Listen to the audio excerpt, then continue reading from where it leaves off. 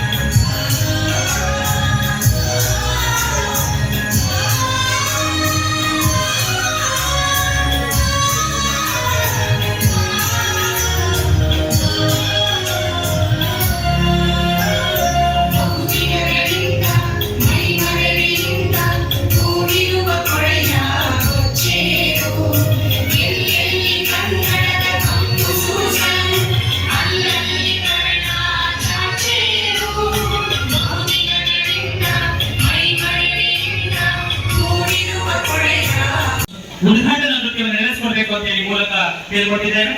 ಶ್ರೀಮತಿ ಅಶ್ವಿನಿ ಮತ್ತು ಕೈಲಾಸ್ ಅವರ ಸುಪುತ್ರಿಯಾಗಿರತಕ್ಕಂತಹ ಸಭ್ಯ ರಾಜಕುಮಾರಿ ಅವರಿಂದ ಭರತನಾಟ್ಯ. ಈ ಹೆಣ್ಣು ಮಗು ಸಭ್ಯ ರಾಜಕುಮಾರಿಯು ಅನೇಕ ಪ್ರತಿಷ್ಠಿತ ವೇದಿಕೆಗಳಲ್ಲಿ ಭರತನಾಟ್ಯವನ್ನು ಮಂಡಿಸಿ ಜನಮನೆ ನಡೆಸಿಕೊಂಡಿದ್ದಾರೆ. ನಾಟಕೋತ್ಸವ 2024ರ ಎಂಎಲ್ಎ ಕಾಲೇಜ್ ಮಲ್ಲೇಶ್ವರಂ ಬೆಂಗಳೂರಿನಲ್ಲಿ ನಡೆದ ರಾಜ್ಯ ಮಟ್ಟದ ಭರತನಾಟ್ಯ ಸ್ಪರ್ಧೆಯಲ್ಲಿ ದ್ವಿತೀಯ ಬಹುಮಾನ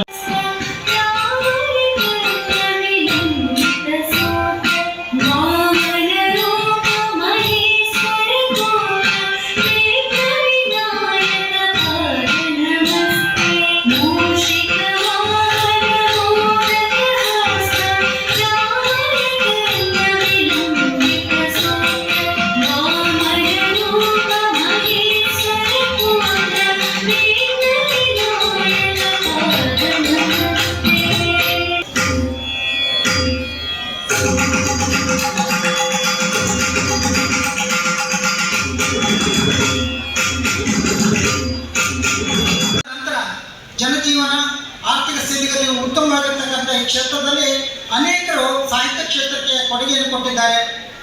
ಆ ಎಲ್ಲ ಕೊಡುಗೆಗಳನ್ನು ಮೆಲುಕಾಗ್ತಕ್ಕಂಥ ಒಂದು ವೇದಿಕೆ ಇದಾಗಿದೆ. ಬಹುಶಃ ಈಗಾಗಲೇ ಸಮ್ಮೇಳನಾಧ್ಯಕ್ಷ ಮೆರವಣಿಗೆ ಊರಿನ ಪ್ರಮುಖ ಬೀದಿಗಳಲ್ಲಿ ನಡೆದು ಈ ಒಂದು ವೇದಿಕೆಯನ್ನು ತಲುಪಿ ಉದ್ಘಾಟನಾ ಸಮಾರಂಭ ಪ್ರಾರಂಭ ಆಗಿದೆ. ಮೊದಲೇ ಕಾರ್ಯಕ್ರಮದಲ್ಲಿ ವಿಶೇಷವಾಗಿ ನಾವು ನಾಡೋಜ ಬರಗೂರು ಅಂಜನಪ್ಪ ಸರ್ ಅವರನ್ನು ಆಹ್ವಾನ ಮಾಡಬೇಕು ಅಂತ ಕ್ಷೇತ್ರದ ಶಾಸಕರ ಆಶಯ ಆಗಿತ್ತು. ಡಿ.ಪಿ. ರಾಜು ಅವರು, ಯೋಗಾನಂದ್ ಅವರು, ಪುಟ್ಟಣ್ಣಪ್ಪನವರು ಎಲ್ಲರೂ ಸೇರಿ ಬರಗೂರು ಅಂಜನಪ್ಪ ಸರ್ ಅವರೇ ಬರಬೇಕು ಈ ಒಂದು ಉದ್ಘಾಟನಾ ಕಾರ್ಯಕ್ರಮಕ್ಕೆ. ಈ ಒಂದು ಜಿಲ್ಲೆಯ ನಾಡಿ ಮಿಡಿತವನ್ನು ಅರ್ತಿರ್ತಕ್ಕಂಥವ್ರು, ನಮ್ಮೆಲ್ಲರಿಗೂ ಜಾಗೃತಿಯ ಮಾತುಗಳನ್ನು ಆಡ್ತಕ್ಕಂಥವ್ರು, ಪ್ರೇರೇಪಣೆ ಮಾಡೋದಕ್ಕೆ ಬರಬೇಕು ಅಂತ ಆಹ್ವಾನ ಮಾಡಿದಾಗ ಅತ್ಯಂತ ಸಂತೋಷದಿಂದ ಬಂದು ಇವತ್ತು ವೇದಿಕೆಯಲ್ಲಿದ್ದಾರೆ. ನಮ್ಮೆಲ್ಲರ ಭಾಗ್ಯ. ಬಿಡುವಿಲ್ಲದ ಕಾರ್ಯಕ್ರಮದಲ್ಲೂ ಕೂಡ ಕಾವೇರಿ ಮಡಿಲವಿರುವೆ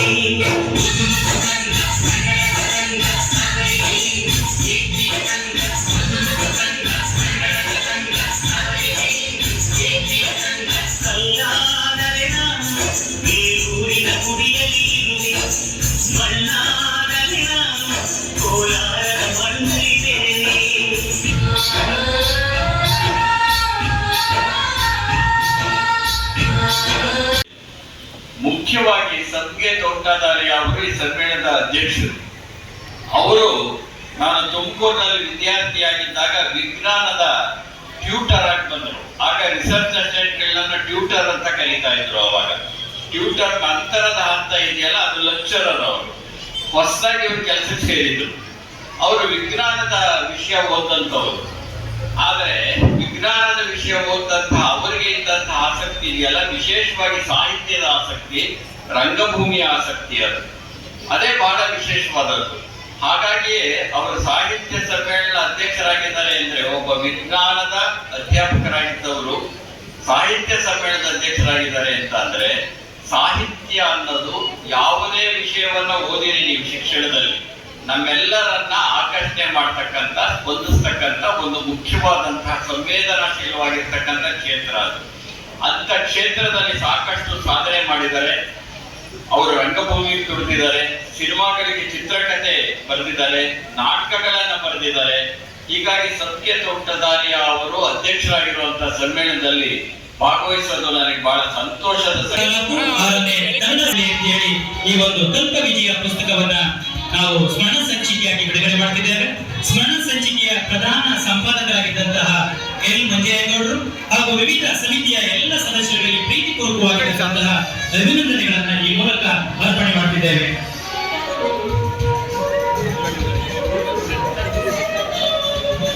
ಎಲ್ ಮಂಜಯ್ಯಗೌಡರಿಗೆ ಕನ್ನಡಿಗರು ಎಲ್ಲ ದೇಶಗಳೊಳಗೂ ನೆಲೆ ನಿಂತಿದ್ದಾರೆ.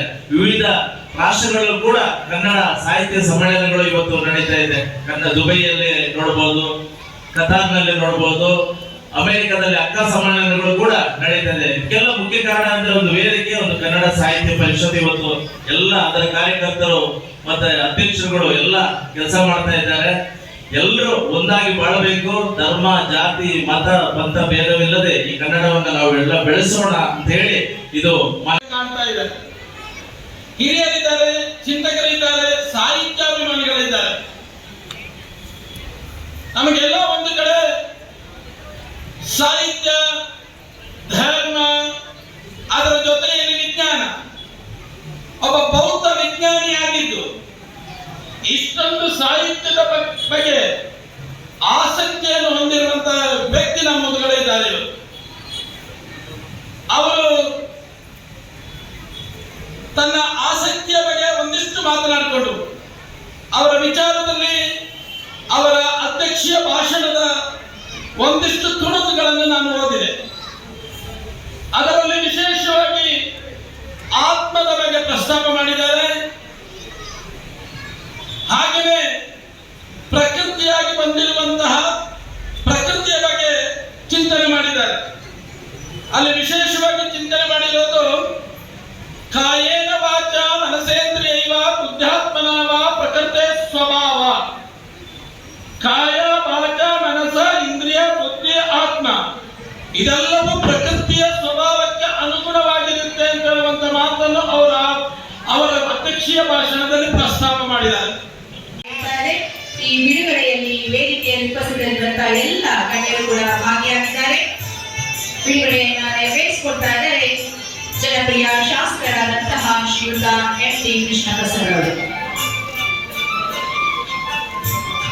ಸಮ್ಮೇಳನಾಧ್ಯಕ್ಷರ ನುಡಿಗಳ ಪ್ರತಿಗಳನ್ನ ಉದ್ಘಾಟಿಸಿದಂತಹ, ಬಿಡುಗಡೆಗೊಳಿಸಿದಂತಹ ಎಂ.ಟಿ. ಕೃಷ್ಣಪ್ರಸಾದ್ ಅವರಿಗೆ ಹಾಗೂ ಎಲ್ಲ ವೇದಿಕೆಯಲ್ಲಿ ಉಪಸ್ಥಿತರಿರುವಂತಹ ಗಣ್ಯರಿಗೆ ತುಂಬ ಹೃದಯದ ಧನ್ಯವಾದಗಳನ್ನ ಸಮರ್ಪಿಸ್ತಾ ಇದ್ದೀನಿ. ಇದೀಗ ಸಮ್ಮೇಳನಾಧ್ಯಕ್ಷ ತುಮಕೂರು ಹಾಲು ಒಕ್ಕೂಟದ ನಿರ್ದೇಶಕರಾಗಿರ್ತಕ್ಕಂತಹ ಮಾಲಿಕಪ್ಪ ಸರ್ ಅವರಿಗೆ ತುಂಬ ಸ್ವಾಗತ. ಈಗ ಸಮ್ಮೇಳನಾಧ್ಯಕ್ಷ ನೋಡಿ.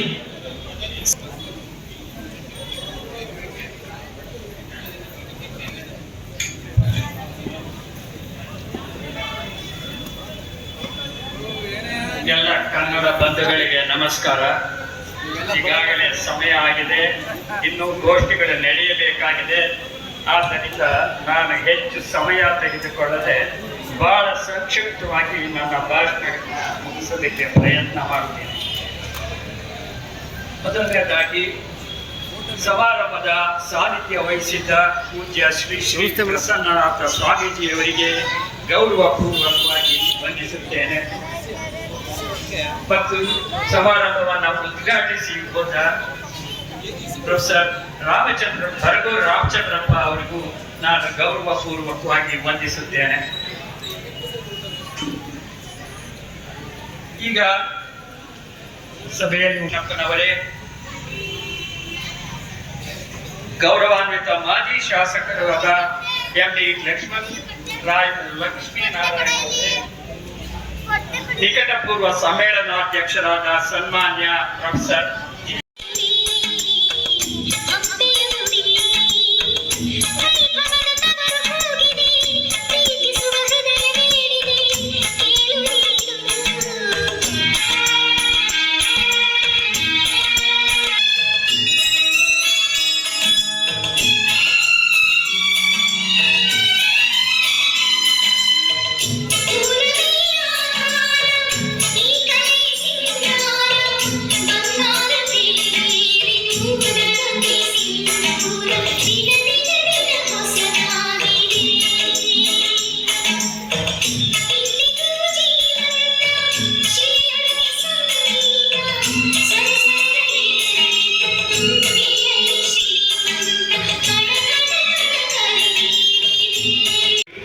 ಸಾಹಿತ್ಯ, ಕಲೆ, ಶಿಕ್ಷಣ ಮತ್ತು ಭಾಷೆಗಳ ಪಾತ್ರ ಕುರಿತು ನನ್ನ ಕೆಲವು ಅಭಿಪ್ರಾಯಗಳನ್ನ ನಿಮ್ಮೊಂದಿಗೆ ಹಂಚಿಕೊಳ್ಳಲು ಬಯಸಿದ್ದೇನೆ.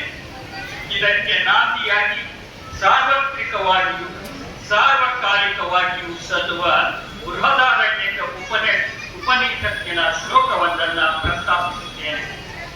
ಅಸತೋ ಮಾ ಸದ್ಗಮಯ, ತಮಸೋ ಮಾ ಜ್ಯೋತಿರ್ಗಮಯ, ಮೃತ್ಯೋರ್ಮಾ ಅಮೃತಂ ಗಮಯ. ಅಂದರೆ ನನ್ನನ್ನು ಅಸತ್ಯದಿಂದ ಸತ್ಯದ ಕಡೆಗೆ, ಕತ್ತಲೆಯಿಂದ ಬೆಳಕಿನ ಕಡೆಗೆ, ಮೃತ್ಯುವಿನಿಂದ ಅಮೃತತ್ವದ ಕಡೆಗೆ ನಡೆಸು. ಮೃತ್ಯುವಿನಿಂದ ಅಂದರೆ ನಾಶವಾಗುವುದರ ಕಡೆಯಿಂದ, ಅಮೃತತ್ವಕ್ಕೆ ಅಂದರೆ ನಾಶವಾಗದಿರುವುದರ ಕಡೆಗೆ ನನ್ನನ್ನು ನಡೆಸು. ಮಾನವನು ಸರ್ವವನ್ನು ಒಳಗೊಳ್ಳುವ ಪ್ರೇಮ ಜ್ಞಾನಗಳ ಐಕ್ಯತೆಯ ಸ್ಥಿತಿ ಕಡೆಗೆ ನಡೆಯಬೇಕು ಎಂಬುದು ಸಂದೇಶ. ಆದರೆ ದುರದೃಷ್ಟವಶ ನಾವು ಮನುಷ್ಯರು ಇದಕ್ಕೆ ತದ್ವಿರುದ್ಧವಾಗಿ ನಡೆಯುತ್ತಲೇ ಬಂದಿದ್ದೇವೆ. ಕಾಲ ಕಾಲಕ್ಕೆ ಜ್ಞಾನಿಗಳು, ಬಸವಣ್ಣನವರಂತಹ ಸಮಾಜ ಸುಧಾರಕರು ಎಚ್ಚರಿಸುತ್ತಾ ಮಾರ್ಗದರ್ಶನ ಮಾಡುತ್ತಾ ಬಂದಿದ್ದರೂ ಉತ್ತಮ ಪರಿಣಾಮ ಆಗಿಲ್ಲ, ಆಗುತ್ತಲೂ ಇಲ್ಲ. ಬಸವಣ್ಣನವರು ಹೇಳಿದರು, ಕಳಬೇಡ, ಕೊಲಬೇಡ, ಹುಸಿಯ ನುಡಿಯಲು ಬೇಡ, ಮುನಿಯಬೇಡ, ಅನ್ಯರಿಗೆ ಅಸಹ್ಯ ಪಡಬೇಡ, ತನ್ನ ವರ್ಣಿಸಬೇಡ, ಇದರ ಅಳಿಯಲು ಬೇಡ. ಇದೇ ಅಂತರಂಗ ಶುದ್ಧಿ, ಇದೇ ಬಹಿರಂಗ ಶುದ್ಧಿ, ಇದೇ ನಮ್ಮ ಕೂಡಲ ಸಂಗಮ ದೇವನ ವರಿಸುವ ಪರಿ ಸಂಗತಿ. ಆದರೆ ಆಗಿದ್ದೇನು, ಬೇಡ ಎನ್ನುವ ಪದ ಎಲ್ಲೆಲ್ಲಿದೆಯೋ ಅಲ್ಲೆಲ್ಲ ಬೇಕು ಅನ್ನುವ ಪದ ಹಾಕಿಕೊಂಡು ನಡೆಯುತ್ತಿದ್ದೇವೆ. ಇದನ್ನು ಇವತ್ತಿನ ರಾಜಕೀಯ ಕ್ಷೇತ್ರ ನೋಡಿದರೆ ನಿಮಗೆ ಹೆಚ್ಚು ನಿಚ್ಚಳವಾಗಿ ಕಾಣಿಸುತ್ತದೆ. ತನ್ನ ಬಣ್ಣಿಸಬೇಕು, ಇದರ ಹರಿಯಲು ಬೇಕು ಅನ್ನೋರು ಅವರಷ್ಟೇ ಅಲ್ಲ, ಸಾಮಾನ್ಯವಾಗಿ ಪ್ರತಿಯೊಬ್ಬರೂ ಹಾಗೇ ನಡೆಯುತ್ತಿದ್ದಾರೆ ಎಲ್ಲೆಲ್ಲೂ. 1.5 ವರ್ಷ ಮಾನ್ಯ ಶಾಸಕರು ಈ ದಿವಸ ಇದು ಸಾಹಿತ್ಯ ಸಮ್ಮೇಳನಕ್ಕೆ ಊಟವನ್ನು ವಹಿಸಿಕೊಂಡಿದ್ದು ಅವರೆಲ್ಲ ಅವ್ರದೇ ದಾಸೋಹ ಶಾಸಕರು ಮಾನ್ಯ ಶಾಸಕರು ಮಾಡಿಕೊಡ್ತಾರೆ. ಜನ ಎಲ್ಲ ಉಂಡು ತೃಪ್ತಿ ಕೊಡಲಿ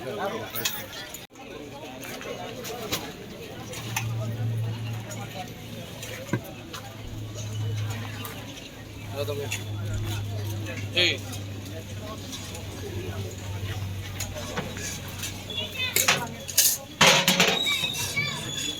ಅಪ್ಪಜಿ ಸಾಂಬಾರು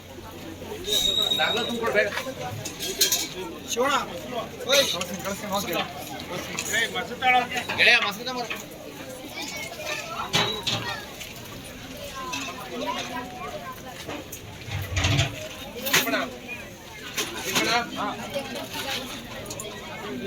ತುಂಬ ಮಾಡಿಬಿಡು ಐತೆ.